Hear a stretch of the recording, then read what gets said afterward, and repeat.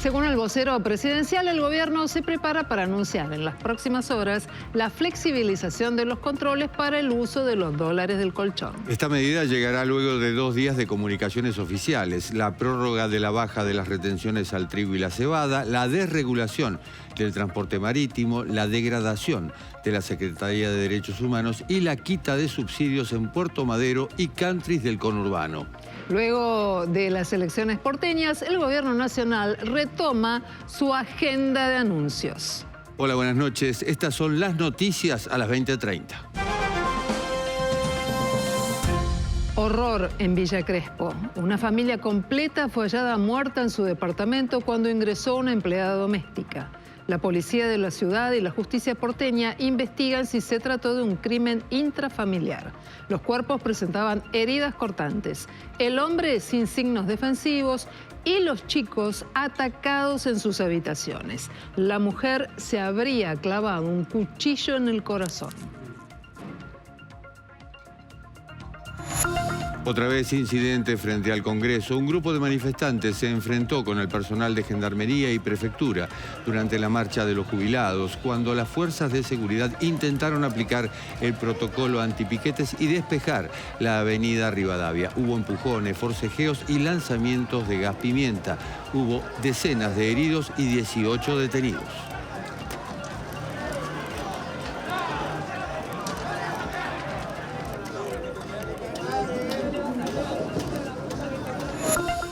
Dan de baja los subsidios de 15.500 usuarios de luz. Así lo anunció el vocero presidencial Manuel Adorni, quien detalló que figuraban como usuarios de ingresos bajos o ingresos medios y viven en realidad en barrios cerrados del Gran Buenos Aires y en Puerto Madero. Adelantó que ya se inició el proceso de recategorización automática.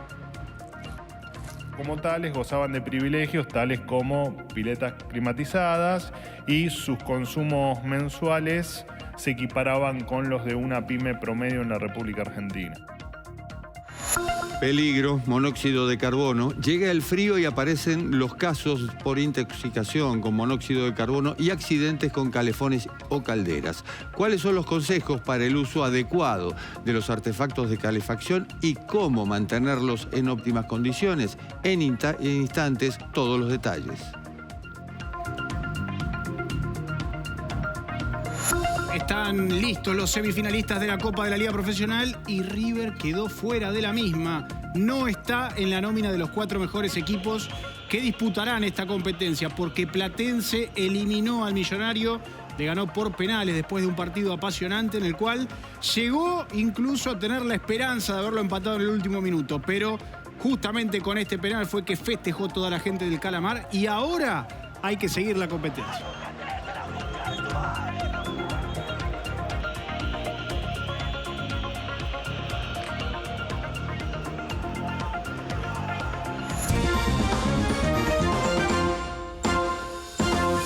En Villa Crespo, una familia entera fue encontrada muerta este mediodía por una empleada doméstica. La policía de la ciudad investiga lo que realmente sucedió. Sería un crimen intrafamiliar. En vivo estamos con Sol Menzi. Buenas noches. Muy buenas noches, Silvina, Jorge, ¿cómo están? Y un barrio de Villa Crespo, les diría, absolutamente consternado por lo que pasó. Nos encontramos en la calle Aguirre, exactamente 295 es el número de este edificio, que como ustedes pueden ver, todavía se encuentra con la cinta de peligro y con una guardia policial de la policía de la ciudad. En el 6º piso vivía esta familia de 4 integrantes. Como ustedes contaban, hoy cerca del mediodía llegó la empleada doméstica que venía a limpiar este 6º piso 3 veces por semana y se encontró con el cuerpo de uno de estos chicos que estaba fallecido. Ella es la que llama al 911 y en ese momento se apersona la gente de la policía de la ciudad y también los bomberos y efectivamente encuentran esto que les estábamos contando, a toda una familia fallecida. No había signos de violencia, ni en las puertas ni en las ventanas, lo que hace que la policía pueda empezar a pensar en estas primeras horas del crimen que se aproxima que habría sido a la madrugada, que no se trató de una ocasión de robo, sino que se trató de otra situación. La principal hipótesis, Jorge, Silvina, tiene que ver también con las cosas que se fueron encontrando, porque en una de las habitaciones había una carta y también se encontraron con un cuchillo. Es la verdad que una masacre muy tremenda la que se encontraron en este lugar. La madre, que se llamaba Laura, tenía una puñalada en el corazón, lo que hace pensar que aparentemente podría haber sido ella, tras un brote psicótico, la que habría acabado con toda su familia y que después de hacer eso se habría suicidado. Como les decía, en la cocina se encontró una carta aparentemente escrita por esta mujer que no estaba en sus cabales. Y atención también con este dato, porque la mucama le habría dicho a la policía que la mujer hace un tiempo habría dejado de tomar sus pastillas psiquiátricas. El cuerpo de Laura fue hallado en el baño del departamento. Bernardo, su marido, fue encontrado muerto en la cama. Aparentemente estaba durmiendo cuando se le da esta herida con arma blanca. Y los hijos de 15 y 17 años también fallecidos. Bernardo Seltzer es un hombre de La Ribera, de una localidad que se encuentra entre Buenos Aires y La Pampa. Y es un hombre que integraba, que tenía raíces con el campo, ¿no? Que se dedicaba a la agricultura, a la actividad agrícola. Mientras tanto, todavía todo es hipótesis. Hace instantes nada más que la gente de Policía Científica acaba de llevarse los cuerpos de esta familia y la Fiscalía número 5 investiga este caso de la localidad de Villa Crespo. Chicos hermosos, una esposa amorosa, fantástica. Muy bien, Sol, te agradecemos toda esta data que nos estás dando alrededor de una información policial que es verdaderamente dramática a partir de las hipótesis con las cuales están trabajando los investigadores y los peritos. Hoy nos enteramos muy temprano a la tarde de que algo pasaba allí en esa zona del barrio de Villa Crespo, porque supimos que hubo una movilización de unidades policiales, de unidades de atención médicas, realmente muy importante. E incluso se tardó en corroborar el tipo de situación policial que ocurría. Claro, cuando tiene que ver con la posibilidad de que toda una familia esté involucrada, esto genera mucha cautela y mucho trabajo hasta que finalmente se puede corroborar por lo menos esa hipótesis. ¿Ya están trabajando algún fiscal, algún juez? ¿Hay algún dato que tenga que ver con el desarrollo de la investigación que se pueda conocer, Sol? ¿O incluso se ha acercado algún familiar allí a ese domicilio en la calle Aguirre? Vos sabés, Silvina, que la Fiscalía Nacional en lo Criminal y Correccional número 5, a cargo de César Troncoso, es la que se está ocupando de este caso y todavía, por lo menos, hay mucho hermetismo para darle información a la prensa con respecto a los familiares de estas personas. Lo mismo con los vecinos. Antes de nosotros poder salir al aire, se nos acercaron algunos vecinos a decirnos, no los conocíamos, pero imagínate vos lo que ocurre en un barrio tranquilo, como la zona de Villa Crespo, donde se encuentran con una situación tal. Hoy más temprano la calle estaba abierta. Ahora, en este momento, toda la calle Aguirre está cerrada con una cinta de peligro policial, justamente para que las personas, los curiosos, no se puedan acercar a este lugar que continúa con una guardia policial. Muchas gracias, Sol. Hasta luego. Hasta luego.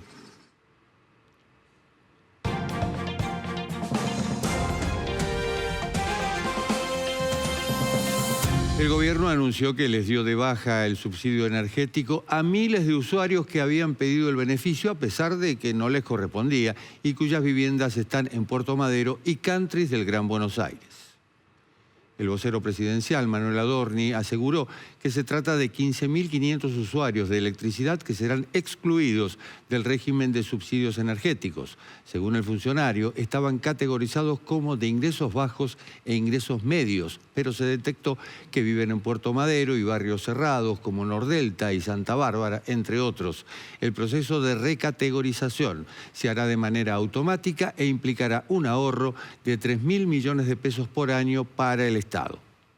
El 44% se había categorizado como de ingresos bajos y el 56% se consideraba de ingresos medios A pesar de haberse inscrito como tales, gozaban de privilegios tales como piletas climatizadas y sus consumos mensuales se equiparaban con los de una pyme promedio en la República Argentina. El gobierno continúa con los recortes. Manuel Adorni comunicó la eliminación de 200 áreas, 10 ministerios y que 45.000 contratos se dieron de baja en la Secretaría de Cultura de la Nación, también en la de Derechos Humanos. Y según informó el vocero, la Secretaría de Derechos Humanos será ahora reconvertida en una subsecretaría. De esta manera se recorta un 40% de la estructura y un 30% del personal. Eso implica un ahorro de 9.000 millones de pesos anuales, sostuvo Adorni. El mercado cambiario no tuvo grandes movimientos. El dólar oficial no tuvo cambios y cerró igual que ayer en 1.160 pesos. La misma suerte corrió el dólar libre, que finalizó la rueda en 1.175 pesos.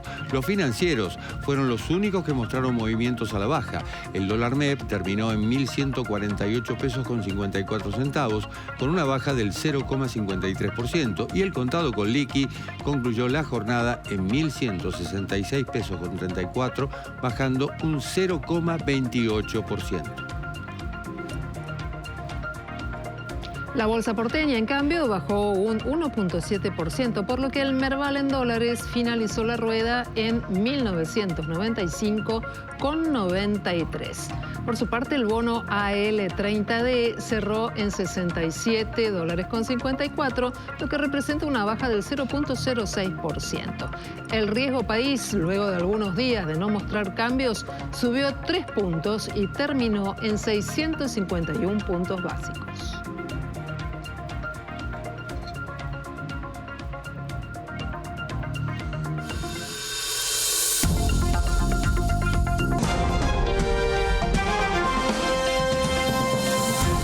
A través de un decreto de necesidad y urgencia que fue publicado en el Boletín Oficial, el gobierno de Javier Milei limitó el derecho a huelga y amplió las actividades que son consideradas ahora esenciales. En caso de huelga se deberá garantizar de manera obligatoria un funcionamiento de entre el 50 y el 75%. El gobierno volvió sobre su objetivo de imitar el derecho a huelga que había intentado en el DNU 7023 y sumó artículos excluidos de la ley de bases. Además, se incorpora una nueva categoría para actividades de importancia trascendental que deberán garantizar un mínimo de 50% de prestaciones durante un paro y alcanzan los principales rubros industriales. ¿Cuáles son? Alimentación, la actividad metalúrgica y la construcción. Y también el funcionamiento de los bancos, los comercios y los locales gastronómicos y todos los sectores que están vinculados a la exportación. A las actividades esenciales se incorporó además la educación, el transporte de cargas y los servicios de telecomunicaciones, con la obligación de garantizar el 75% de los servicios durante una medida de fuerza. Incluye además servicios sanitarios y hospitalarios, actividades referidas a los medicamentos e insumos farmacéuticos, la cadena de producción y de distribución de agua potable, gas, combustibles y energía eléctrica. También la actividad aeronáutica comercial y el control de tráfico aéreo y portuario. Se sumaron los servicios aduaneros y los migratorios. Sindicatos de Tierra del Fuego encabezaron una huelga general y movilización en rechazo a la baja de aranceles e impuestos internos a celulares y otros productos electrónicos importados. La medida es en defensa de la soberanía, los puestos de trabajo y la industria nacional. Además, las fábricas de teléfonos, televisores y aires acondicionados se encuentran sin actividad hace una semana.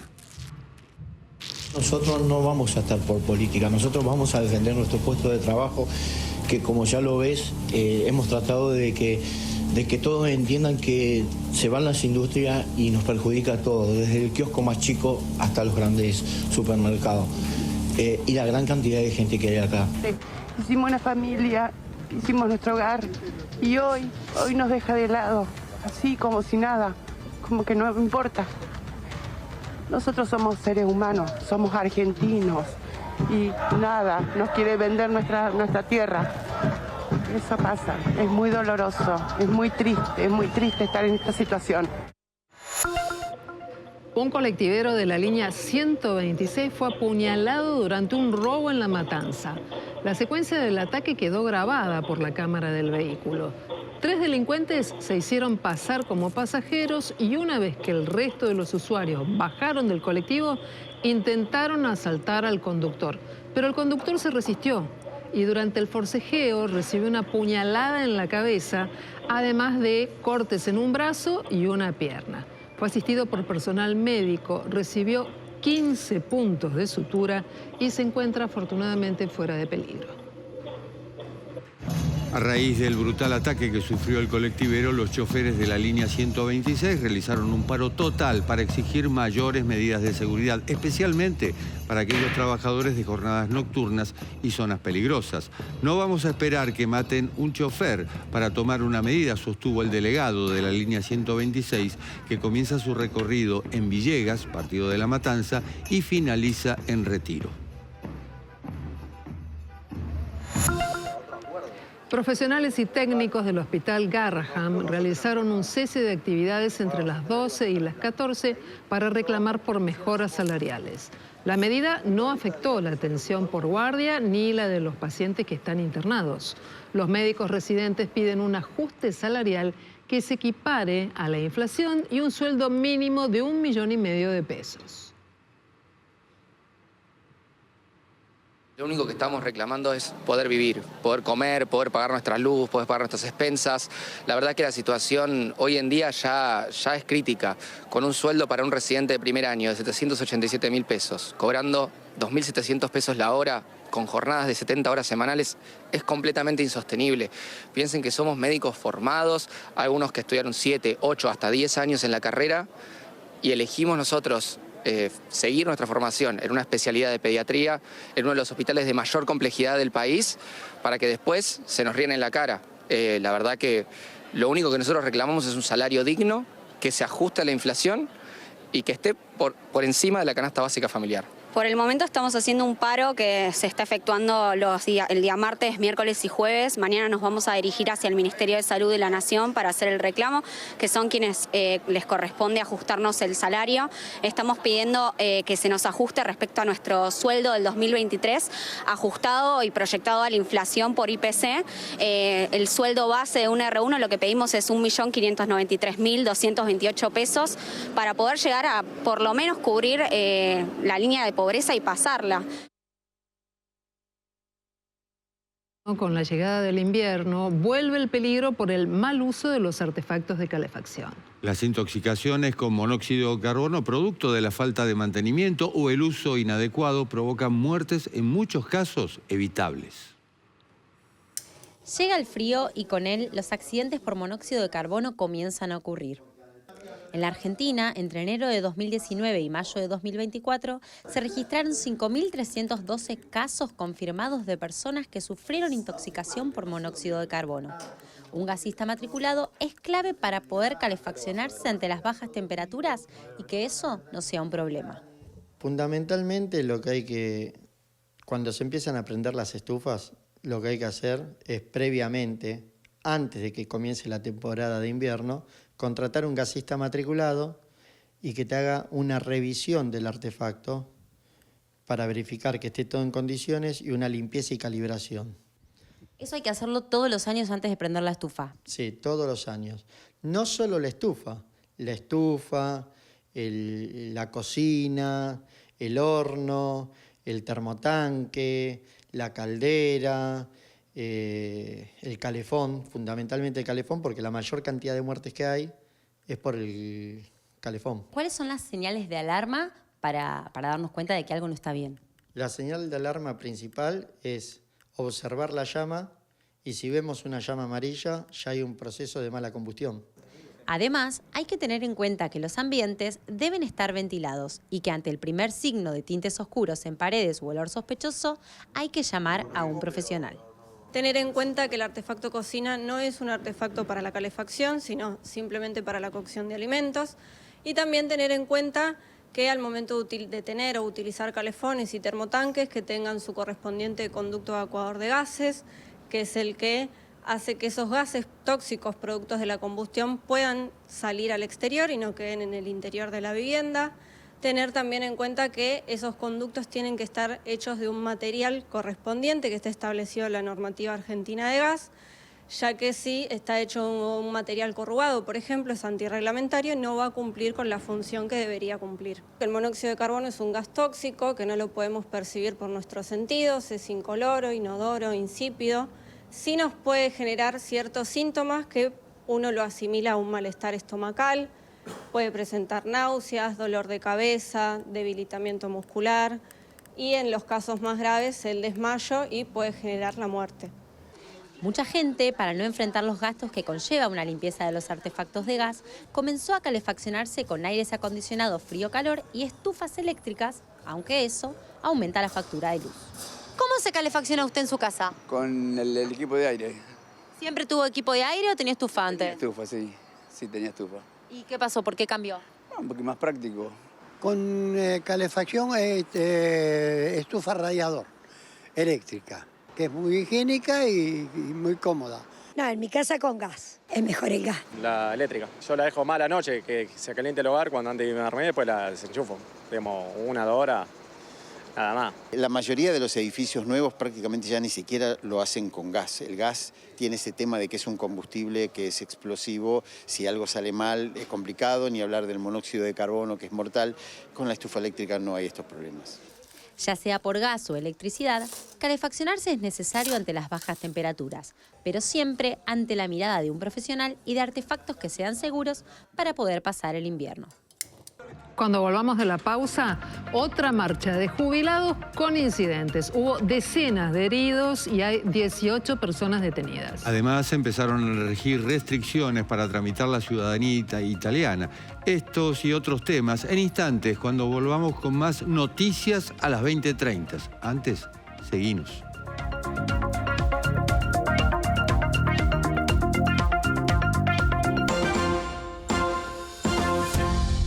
Otro miércoles con incidente frente al Congreso en una nueva marcha de jubilados. Efectivos de Gendarmería, de la Policía Federal y de la Prefectura Nacional despejaron el corte de la avenida Rivadavia con el uso de bastones, escudos e incluso gas pimienta y gases lacrimógenos. Hubo golpes y empujones con los efectivos de seguridad cuando se aplicó el protocolo antipiquetes.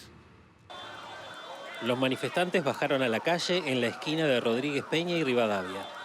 En cuestión de minutos, la policía se ubicó frente a ellos para liberar el tránsito. El choque entre manifestantes y fuerzas de seguridad fue brutal. De un lado, golpes y gas pimienta. Del otro, volaban botellas, palos y piedras en medio de gritos e insultos. Lo hacen sobre todo para asustar a los que vienen a apoyarnos, que son a esos los que le vienen a pegar. A nosotros no nos va a sacar nadie de acá. Los manifestantes se reagruparon en Montevideo y Rivadavia. La policía se acercó con marcha atemorizante. Otra vez, el choque fue extremadamente violento. Los manifestantes, fuera de sí, llegaron a romper una decena de escudos de policías a mano limpia, mientras los heridos se comenzaban a multiplicar en las inmediaciones.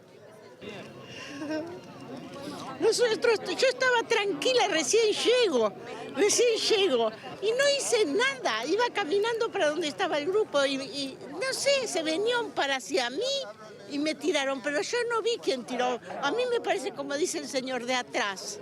Nos tiraron gas a la cara, estábamos en la vereda, estábamos en la vereda protestando, pero bien en la vereda, bien tranquilo. Y de una de las filas de atrás tiraron gas de una manera indiscriminada, pero bien a la cara. Nosotros calculamos de la posta de salud y cuidado solamente de nuestra organización 70 personas. ¿Eso quiere decir que hay más? Y sí, porque somos varias agrupaciones, organizaciones brindando atención. Los incidentes se replicaron una y otra vez en varias zonas de la plaza. El aire se tornó irrespirable por los residuos de gas pimienta. Un grupo de sacerdotes que acompañó a la manifestación miraba la situación con incredulidad, pero esta vez evitando poner el cuerpo. La marcha fue muy pacífica, lo único que se intentó incluso es de respetar el protocolo de no cortar la calle, pero cuando se estaba haciendo el semaforazo, ahí empezaron a pechar, a provocar y a disuadir. Son casi 3 veces más que la gente que nos estamos manifestando, o sea que es prácticamente mostrar algo que ya da, de solo ver la imagen, es una imagen violenta, con cara de malos, con palos en las manos, con gases. Trabajadores de prensa también resultaron heridos. Al menos 3 sufrieron lesiones y uno de ellos por bala de goma. Cuando todo parecía volver a la tranquilidad, un sorpresivo avance de la policía causó sorpresa y estupor. Esta vez, el operativo era sobre la vereda. Hubo algunos detenidos, aunque no había ningún corte de calle. ¿La empujaron, señora? Sí, contra el muro. A ver si Uno me pegó una patada. Bueno, ¿Usted conoce a la persona que se llevaron detenida? Sí, el señor mayor, sí. La jornada terminó con decenas de heridos y varios detenidos. Mientras todo esto ocurría, las vallas frente a los manifestantes cortaban Rivadavia, Hipólito Yrigoyen y Riobamba. Unas vallas policiales que cortaban el tránsito, mientras en la calle se enfrentaban por el protocolo antipiquete. Por falta de quórum fracasó la sesión en la Cámara de Diputados que buscaba tratar el incremento de los saberes y del bono de emergencia para los jubilados, además de una moratoria previsional. La convocatoria había sido impulsada por la oposición y también incluía el nombramiento de autoridades para la comisión investigadora del caso Libra y designaciones para la Auditoría General de la Nación. Unión por la Patria, Encuentro Federal y Democracia para Siempre sumaron 124 diputados del total de los 129 necesarios para dar quórum y habilitar la sesión. En este sentido, fueron claves las ausencias de 3 de los 5 diputados cordobeses de Encuentro Federal que responden al gobernador Martín Yerllora. En el bloque de Miguel Pichetto, además, faltó el diputado chubutense Jorge Ávila. Y en Unión por la Patria hubo una serie de 6 ausentes. 4 diputados de Santiago del Estero, de muy estrecha llegada al gobernador, y 2 de Catamarca, por instrucción justamente de los mandatarios provinciales. El de Catamarca, Raúl Jalil, y el de Santiago del Estero, el gobernador Gerardo Zamora. Y te tengo que preguntar por la sesión, que fracasó por unos pocos diputados que no llegaron, pero... Que no quisieron estar. Muchos que no quisieron estar, otros que no llegaron, pero me refiero a que hubo algunas denuncias, digamos, de operaciones, de movimientos con los gobernadores. ¿Qué me puedes contar de eso? Seguramente debe pasar lo que pasa siempre, que hay provincias que están mal de finanzas, que están mal para pagar los sueldos con su coso y les piden a sus diputados que no vengan hoy, los días de sesión especial, para poder recibir unos pesos que seguramente le faltan en su presupuesto. El gobierno anunció el recorte de beneficios a más de 15.000 usuarios de luz que habían pedido los subsidios y no les correspondían. Se trata de consumidores que viven en barrios cerrados y en Puerto Madero. Vamos a hablar de este tema y por eso estamos ya comunicados con Emilio Apud, que ha sido secretario de Energía. Hola Apud, buenas noches, ¿cómo va todo? ¿Qué tal, Silvina? ¿Cómo estás? Bueno, un gusto saludarlo.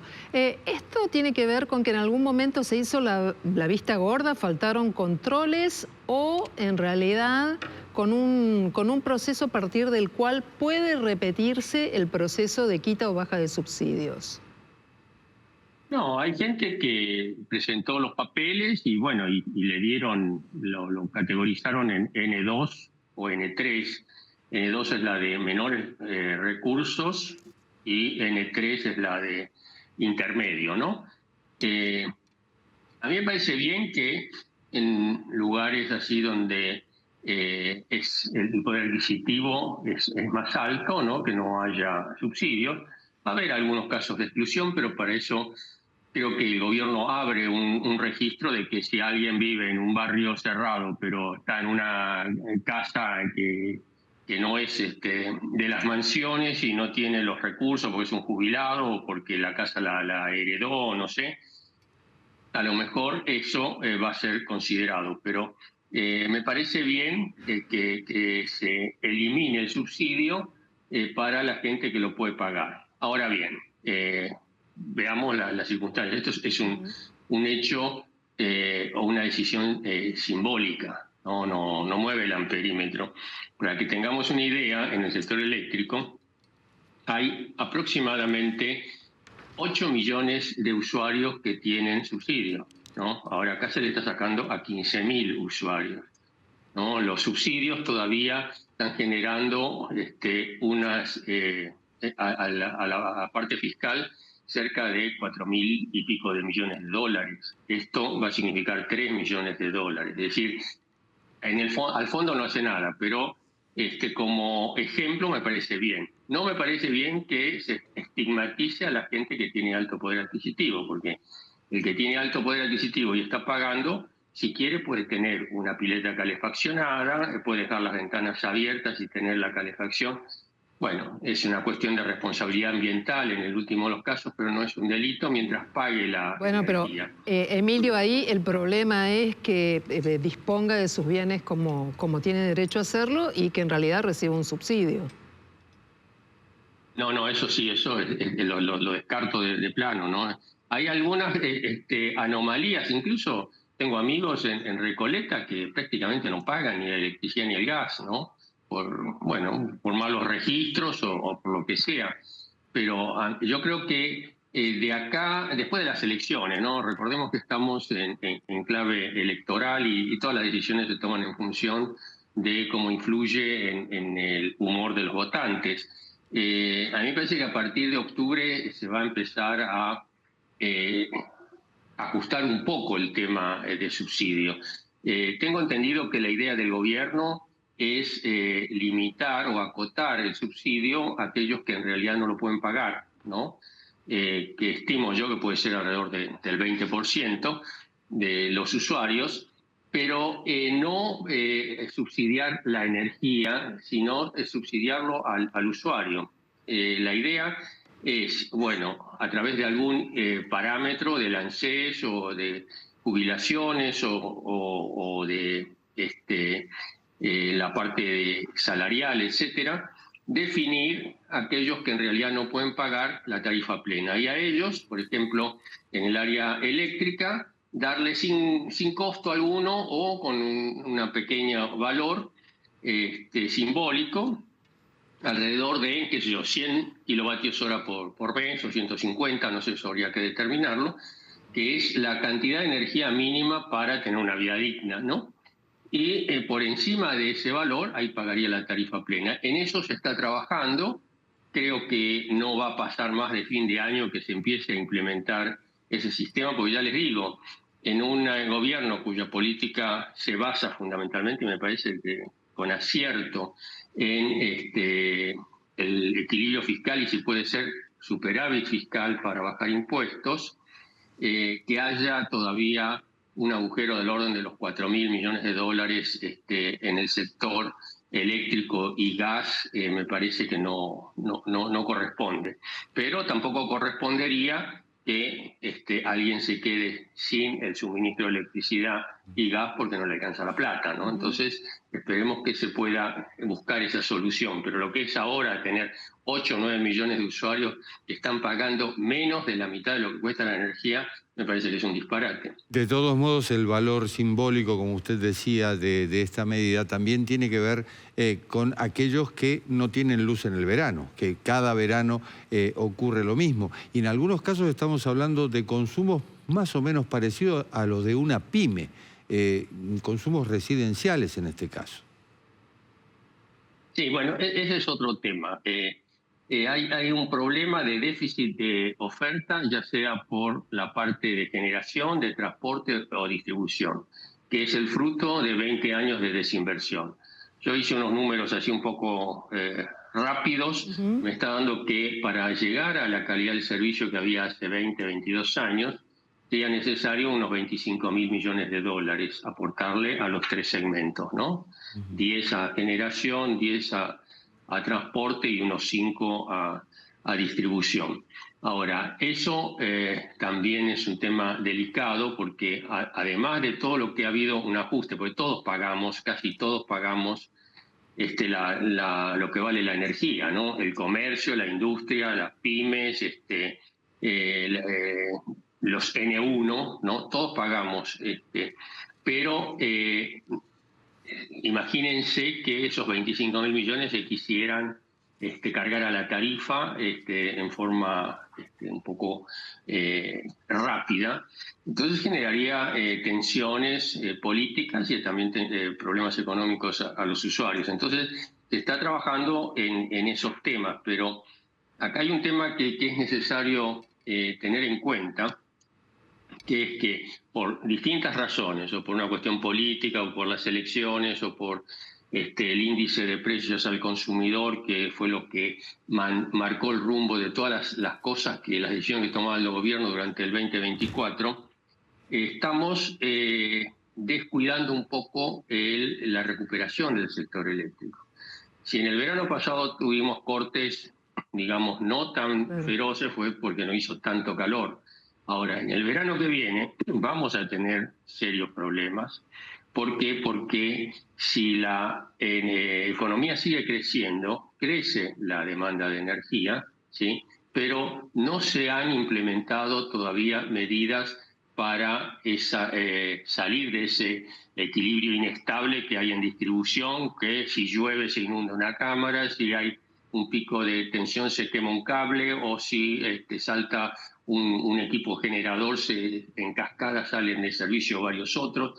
Bueno, eso no sé cómo lo va a resolver, pero tiene que encararlo rápidamente el gobierno a través de situaciones o soluciones que van a ser caras, y las va a tener que asumir el gobierno, porque ya les digo, no se puede trasladar a la tarifa en forma inmediata. Y en este sentido, ¿por qué esperar al verano? Hay un cambio en los hábitos y en el uso de las herramientas para poder calefaccionar las viviendas, por ejemplo, los espacios de trabajo.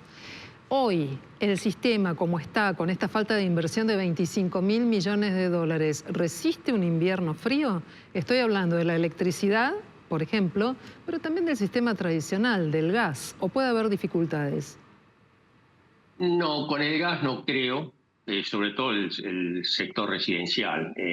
Siempre, si hay algún problema puntual de desabastecimiento, se le avisa y se le corta a las industrias, ¿no? Que es más fácil. Pero este año con el gas no creo que haya problemas, sobre todo porque aunque parcialmente se inauguró el gasoducto Perito Moreno, y se va a importar mucho menos que el año pasado, pero se va a importar lo que falte para el pico de invierno a través del barco que está en Escobar con gas natural licuado. O sea que no creo por el lado del gas.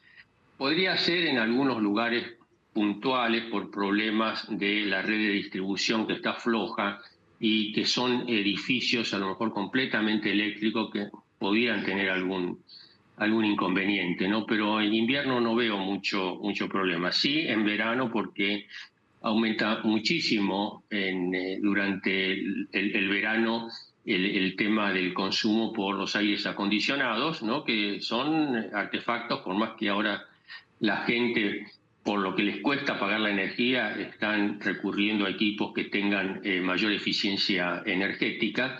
Son cuentas elevadas, ¿no? Y a lo mejor lo que puede influir a favor de que el pico se haga un poco más chico es la conciencia de ahorro de energía, que no viene por una cuestión cultural, sino por una cuestión económica, ¿no?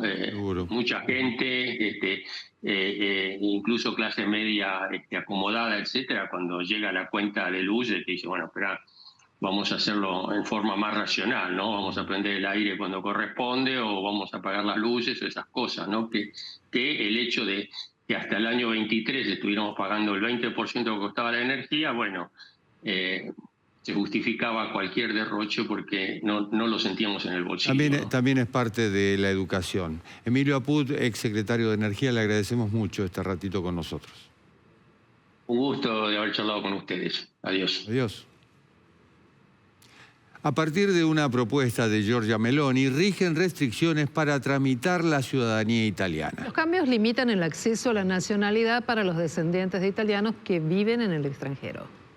La nueva norma cambia la aplicación del principio de derecho de sangre. Hasta ayer eso significaba que demostrando la existencia de un tatarabuelo italiano nacido después de 1861 se podía acceder al pasaporte italiano. Hoy eso cambió y se limita a 2 generaciones. Aunque la ley fue aprobada, todavía falta la firma de la primera ministra Meloni.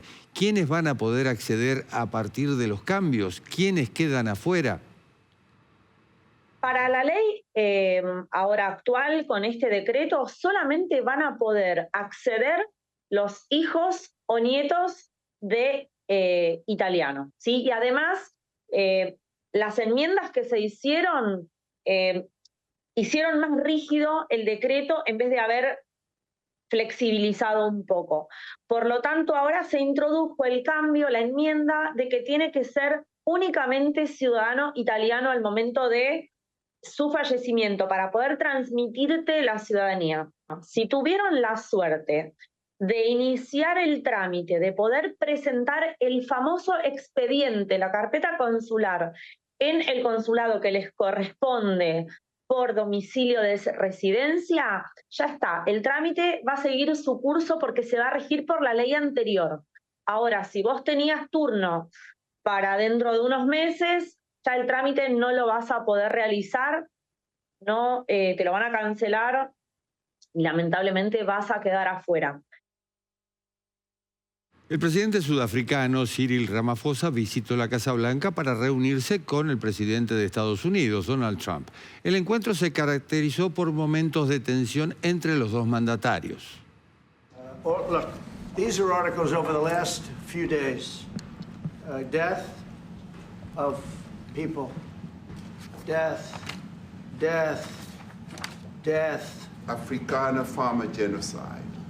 Durante la reunión, Trump lanzó acusaciones sobre una supuesta limpieza étnica contra los granjeros blancos en Sudáfrica. Según el presidente de Estados Unidos, el gobierno de Sudáfrica confisca tierras a los granjeros blancos, dicta políticas discriminatorias contra los descendientes de europeos y aplica una política exterior antiestadounidense.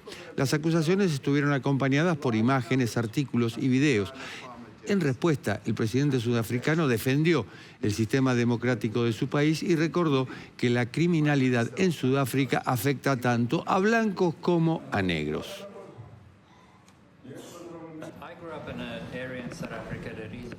Y entre los presentes había dos golfistas sudafricanos, Ernie Els y Griffith Goosen, y el hombre más rico de Sudáfrica, Johan Rupert. Los tres son hombres blancos. Estaban con el presidente que recordó la frase de Mandela. La frase de Mandela es, bueno, cuando hay una discusión, mejor dialoguemos. No fue el caso. En cierto modo, Trump adoptó una nueva forma de negociar, humillar en el Salón Oval a aquellos mandatarios extranjeros que no le son afines. La estrenó a finales de febrero con el presidente de Ucrania, Volodymyr Zelensky, y continuó hoy en esta reunión justamente con el presidente de Sudáfrica. La cuestión es que allí estaba también Elon Musk, de origen sudafricano. Recordemos que Elon Musk tiene 3 nacionalidades: canadiense, estadounidense y la natal, la de Sudáfrica, nació en Pretoria. Elon Musk en realidad quiere hacer un negocio en Sudáfrica y en ese negocio parece que Ramaphosa, mejor dicho, no está de acuerdo con él. Esto es a través de su empresa Starlink. Elon Musk ha perdido fortunas ayudando al gobierno de Donald Trump a desmantelar el Estado. La cuestión es que en esta reunión Ramaphosa negó que su país esté confiscando tierras a agricultores porque está aplicando una ley de expropiación aprobada en enero. En Sudáfrica, las tierras pertenecen al 7,3% de los blancos. Es decir, el 7,3% de los blancos son los dueños de todas las tierras. Y esa ley de expropiación, que es la que critica Trump, así como también dice que los negros están atacando a los blancos, bueno, lleva a estas rispideces. Otro dato es que Sudáfrica propuso ante la Corte Internacional de Justicia condenar a Israel por genocidio en la Franja de Gaza. Israel, aliado natural de Estados Unidos. Y a eso sumémosle que Trump, en medio de esta oleada de expulsión de extranjeros, resulta que acogió en Estados Unidos a 49 sudafricanos blancos, supuestamente descendientes de colonos europeos. Son los llamados Afrikaners, que son sudafricanos blancos descendientes de colonos neerlandeses, en este caso. La presencia de Elon Musk es más que evidente en esta reunión y también es más que evidente la ruptura prácticamente de relaciones. ¿Por qué?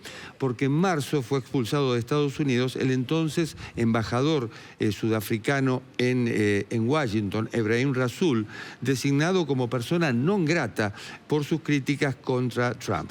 Detrás de todo esto, ¿qué pasó hoy?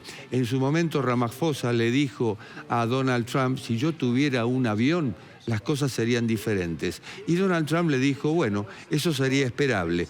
Hoy Estados Unidos aceptó la donación de un avión de Qatar.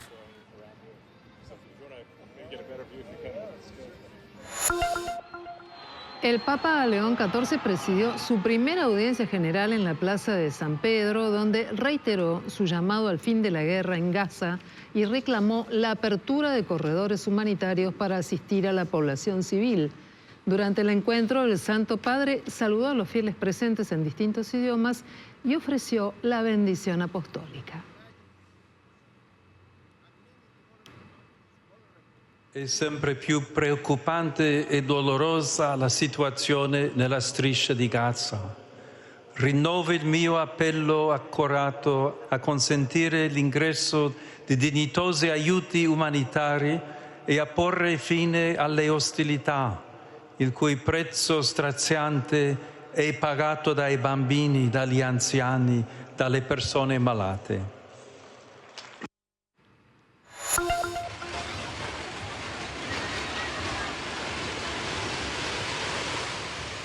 Decenas de turistas, entre asustados y sorprendidos, corrieron al ver cómo las tejas se desprendían y caían sobre ellos en forma estrepitosa y también peligrosa. Trozos de techos de la histórica torre de tambor de Fenyang, el monumento de casi 650 años de antigüedad ubicado en la provincia oriental china de Anhui, según confirmaron las autoridades locales, que también informaron que no hay heridos. El incidente quedó registrado en los celulares de los turistas, quienes lo compartieron en sus redes sociales.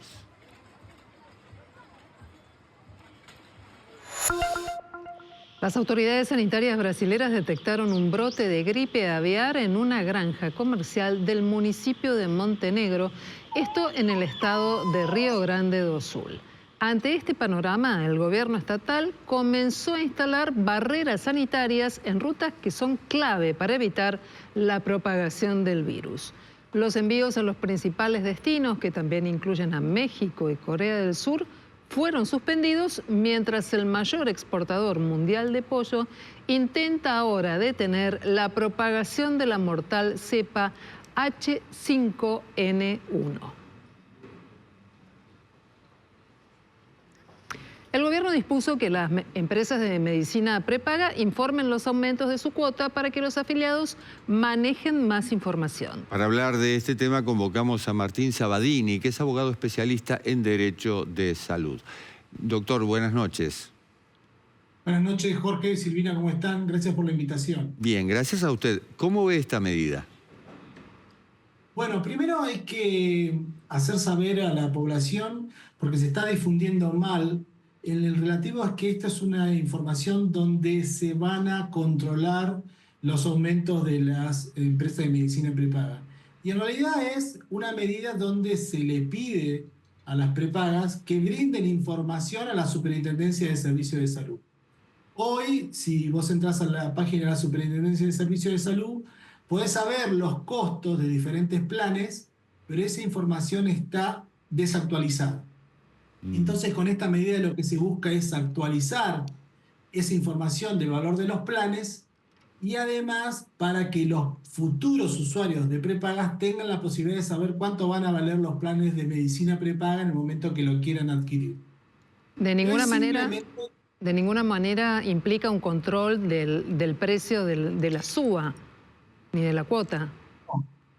No, los controles se terminaron por parte del organismo, que es la Superintendencia de Servicios de Salud, con la salida del decreto 70-2023. Le sacó las facultades de control que tenía la superintendencia y no le permite más controlar como lo hacía antes, donde las prepagas lo que hacían eran presentar sus costos, se analizaban esos costos, se analizaban conforme el valor del RIPTE, que es el aumento de los salarios, y se otorgaba un índice de aumento para que no perjudicara a los usuarios, y había un control de los aumentos. ¿Había un control del privado? Sí. Pero hoy ese control ya no existe, y entonces las prepagas van a seguir aumentando, como lo vienen aumentando al ritmo de la inflación y sobre el ritmo de la inflación, y esto hace que muchas familias, muchos sectores vulnerables, hoy se estén dando de baja de las prestaciones, ¿no? Recordemos que esto tiene un impacto muy grande en personas mayores, en familias que tienen personas con discapacidad a cargo, que muchas veces no pueden salir de los planes que tienen, no pueden elegir otro plan, y aumenta todos los meses sistemáticamente, y a veces se lleva la mitad del salario o la mitad de las jubilaciones, y a veces mucho más. Es decir, lo que permite esta medida es comparar las cuotas de cada prestador. Claro, vos si tenés un plan y querés pasarte a otro, podrías entrar a la página de la superintendencia y chequear los valores, ¿no? Por ahí vos querés contratar un servicio, un asesor te dice vale tanto dinero, y eso vos lo podés cotejar con la información que tenés ahí. De alguna manera, doctor, ¿es válida la información? Sí. ¿Sería establecer un intento para que las empresas compitan y puedan tener, no sé si un mejor precio, porque en definitiva si hay un acuerdo de partes, si hay un mercado que se deviene en oligopolio, va a ser muy difícil elegir o tener una perspectiva de una competencia real? Nosotros, y esta es una opinión netamente profesional como experto en el tema, la competencia en el sector de prepagas no existe. Porque desde el momento que se desreguló el sector, vienen aumentando a un ritmo muy alto, y se dio la paradoja. Recordemos que nosotros, después que pasaron los aumentos de diciembre del 2023, que aumentaron casi a un 40 o un 50%, la propia superintendencia, el organismo que tiene que controlar, se tuvo que presentar en la justicia para demandar a las prepagas para que bajen los precios. Y se terminó haciendo un acuerdo donde las prepagas dijeron, bueno, vamos a retrotraer los aumentos que dimos en estos meses y se lo vamos a devolver a la gente en 12 cuotas. Hoy todavía hay personas que están recibiendo una cuota de devolución por esos aumentos que ronda entre los 3.000, 4.000, 5.000 pesos. Es algo totalmente irrisorio, y a partir de eso, a partir de junio del 2023, las prepagas siguen aumentando por sobre el ritmo de la inflación y a veces más, por lo cual no hay ninguna clase de control, y puede ser que vos tengas información para elegir qué prepaga vas a contratar, pero eso está dentro de un rango de edad muy acotado, ¿no? Donde a vos el pago de la prepaga no te insume tanto dinero porque vos sos de buena salud y sos joven. Pero pensemos en los grupos que no pueden tener esa elección, que se están dando de baja, que no hay coberturas que puedan reemplazar a los servicios de prepaga, porque tampoco hay fuentes de dinero o inversiones en la salud pública. Y la salud pública, con lo poco que tiene, está haciendo mucho trabajo y no alcanza para poder soportar la demanda que crece día a día. ¿Cómo se está manejando esto de los aportes a las obras sociales derivados a las prepagas? Tuvimos un periodo de casi un mes donde se convirtió en obligatorio el paso de los aportes de las prepagas a las obras sociales, las prepagas que funcionaban conveniadas con obras sociales, lo que se llamaba la triangulación. Eso se terminó los primeros días de abril, y las prepagas recibieron sumas importantísimas de dinero de todos esos aportes que fueron directamente a las prepagas. Muchas todavía no dieron esa devolución de ese dinero en sus facturas porque dicen que no les llegó la plata por parte de Arca. Otras sí. Tenemos muchos inconvenientes con las familias con discapacidad que por ahí tenían las prestaciones, se otorgaban por parte de la obra social y quedaron en una prepaga y hoy la prepaga no está brindando las prestaciones o está retraseando los pagos de las prestaciones en discapacidad. Hay muchos sectores que están teniendo muchos inconvenientes con esa situación. Doctor, no sé si usted tendrá a mano el dato, pero me parece interesante saber en un año y medio, ¿cuánto han aumentado las empresas de medicina prepaga el valor de sus cuotas? Y han aumentado, no tengo el dato exacto, pero vos tenés toda la inflación del año pasado, más el casi 40-50% que se aumentó desde el momento que se desregularon, que fue diciembre del 2023. Por lo cual el aumento fue muy sostenido y grande. Bien. Doctor Martín Sabatini, especialista en Derecho que tiene que ver con las cuestiones de la salud. Le agradecemos mucho este contacto aquí en Noticias a las 20:30. Veremos qué es lo que pasa en la práctica con la medida. Gracias. Muchas gracias a ustedes. Buenas noches. Buenas noches. Buenas noches. Habitualmente a esta hora más o menos le preguntamos a Cindy Fernández cómo está el clima, cómo está el tiempo, pero Cindy, que es la chica de las nubes, está enferma. Sí, bueno, pero esperemos que muy pronto se recupere, que recupere su voz, su estilo para manejar toda la data que, como todas las noches, te hacemos llegar aquí en Noticias a las 20:30. Nosotros, mientras tanto, oscilamos entre un frío bárbaro la mañana, cómo vamos llevando la tarde, nos sorprende la humedad aquí en la ciudad. Y un frío bárbaro a la noche también, sí, ¿eh? También. Hay que volver caminando a casa. Tiene bueno tres opciones. Comes chocolate, descansas regio y, bueno, no sé, me olvidé la tercera. Ok, vamos a ver qué pasa con el tiempo mañana. Muy exquisito la tercera podría ser. Tal vez, ¿por qué no? Claro, ¿cómo pinta el jueves? Ay, ya me acordé, era comida de olla. Ah, caramba. Muy bien, ¿qué pasa mañana? Mañana, jueves soleado, pero frío. Las temperaturas casi no tendrán cambios con respecto a hoy. Pero el sol seguramente va a ayudar a soportarlo mejor. La mañana va a comenzar con una temperatura de 10 grados en la ciudad y de entre 6 y 8 grados en el conurbano. En la tarde va a estar despejado y las máximas van a alcanzar los 16 grados. Pero nos espera otra noche fría con temperaturas de alrededor de 13 grados y pocas nubes. Además, para cerrar el día puede haber alguna leve brisa del este que haga que se sienta un poquito más fresco. Bueno, y hasta aquí te contamos qué pasó en la ciudad, en tu ciudad, en el país y en el mundo. Gracias por acompañarnos. Mañana nos volvemos a encontrar para hacer juntos más noticias a las 20:30. Chau.